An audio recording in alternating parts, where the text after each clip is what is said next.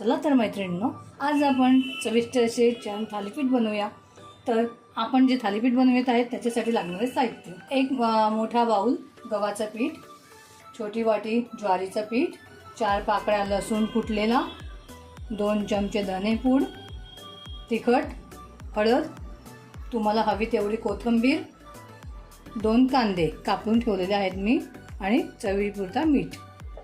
चला तर आता आपण कृती बघूया। आपण हे पहिले पीठ घेऊया गव्हाचं, त्यात हे थोडं ज्वारीचं पीठ तुमच्या आवडीनुसार टाका, त्यामध्ये तिखट, ते पण आवडीनुसार। तिखट जर जास्त हवं असेल तर 3 चमचे, कमी तिखट हवं असेल तर 2 चमचे। त्यानंतर थोडी हळद, नंतर हा आपला लसूण मी बारीक करून ठेवलेला होता, नंतर ही धनेपूड, नंतर हा कांदा, तुम्हाला पाहिजे तेवढा कांदा तुम्ही टाकू शकता।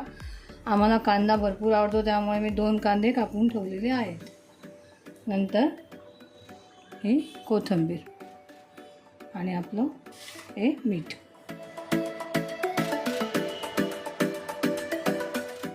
मी ऑलरेडी गरम पाणी करून ठेवलेलं आहे।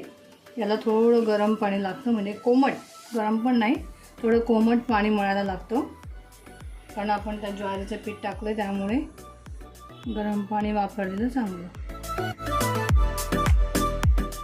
तर आपण हे पीठ मळून घेऊया।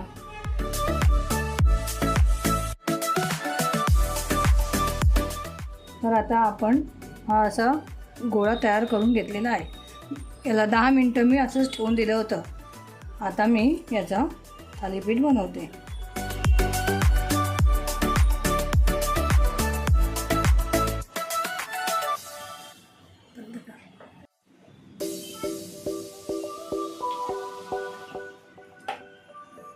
तुम्ही याला मधून थोडं असं तेल लावू शकता, नाही लावलं तरी चालेल।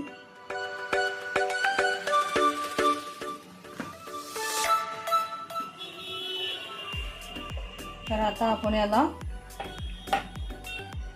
तुम्हाला पाहिजे तेवढा थिकनेस तुम्ही ठेवू शकता। तुम्हाला जाड हवं असेल तर जाड ठेवा, बारीक केलं तरी चालेल। मी किंचित जाड ठेवते त्यामुळे त्याची टेस्ट आणि ते मऊसूद होतं आणि टेस्ट पण छान लागते। आता आपण हे भाजून घेऊया तव्यावर। आता आपण हे उलटवून घेऊया असं, आणि आता आपण त्यावर थोडं तेल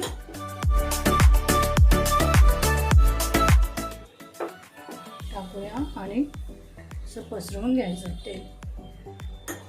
थोडं हे भाजायला वेळ लागतो, पण खरपूस असं छान भाजलं गेलं पाहिजे, तर ते खूप छान लागतं। आणि तुमच्या घरात जर तांदळाचं पीठ असेल तर ते तुम्ही थोडं 2 चमचे, छोटे चमचे तांदळाचं पीठ पण तुम्ही यात टाकू शकता।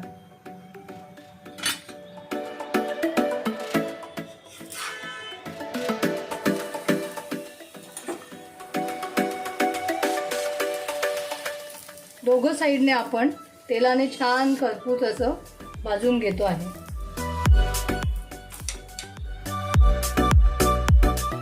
कडा व्यवस्थित भाजून घ्यायच्या।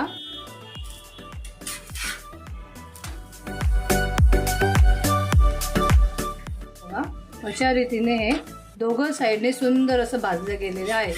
तर मी हे एक काढते आहे। आता दुसरं आपण तयार करूया।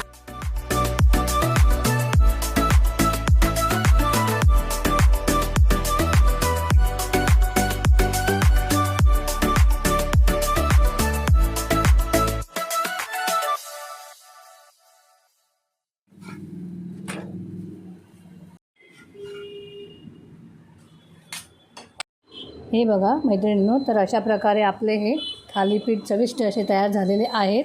तर तुम्ही घरी नक्की ही रेसिपी करून बघा आणि मला कमेंटद्वारा कळवा ही कशी झालेली आहेत, चविष्ट झालीत की नाहीत, आणि मला लाईक करा, सबस्क्राईब करा आणि शेअर करा। थँक्यू।